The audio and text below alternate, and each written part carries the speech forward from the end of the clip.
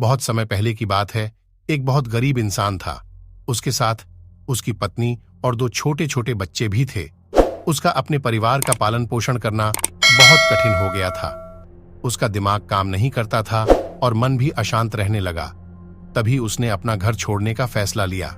एक रात जब उसकी पत्नी और दोनों बच्चे सो रहे थे तो वो चुपचाप घर से चला गया। रात में बिना किसी मंजिल के वो आदमी चलता रहा। तभी अचानक उसने देखा कि एक नदी किनारे भगवान बुद्ध अपने शिष्यों के साथ बैठे हैं। उसी वक्त उसने निर्णय लिया कि वह अब सन्यासी हो जाएगा और भगवान बुद्ध का शिष्य बनकर यहीं रहेगा। उसके बाद वह भगवान बुद्ध के चरणों में जाकर गिर गया और उनसे विनती करने लगा कि वो उसे अपना शिष्य बनाकर अपने साथ ही रख लें।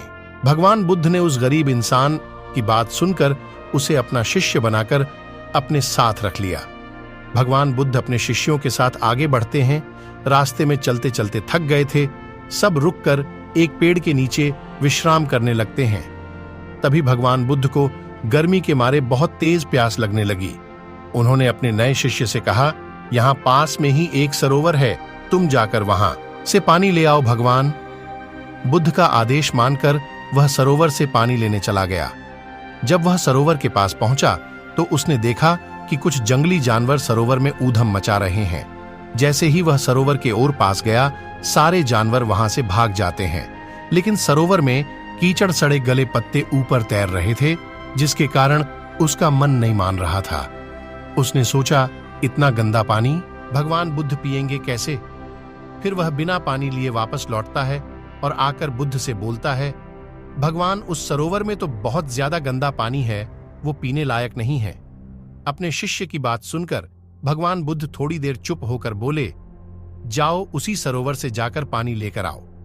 भगवान बुद्ध का आदेश मानकर वह वापस से सरोवर की तरफ चला गया, लेकिन वह मन में यही सोच रहा था कि भगवान बुद्ध इतने गंदे पानी को कैसे पिएंगे।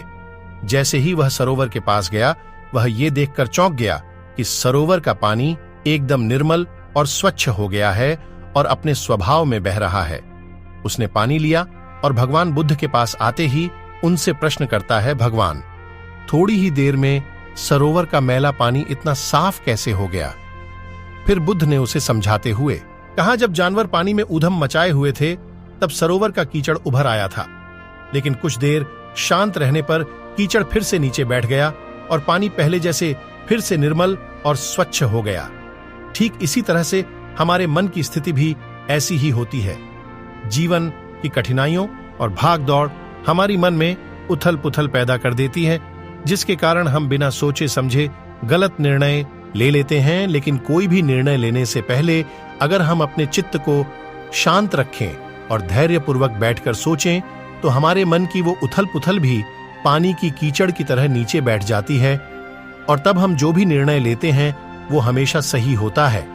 इसलिए बुरे समय में इंसान को अपना धीरज नहीं खोना चाहिए।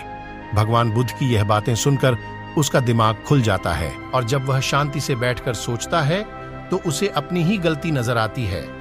फिर उसे समझ में आता है कि उसने अपना घर छोड़ने का गलत निर्णय लिया था। फिर वो भगवान बुद्ध के चरण स्पर्श करके उनसे आज्ञा लेकर अपने घर और वापस चला जाता है।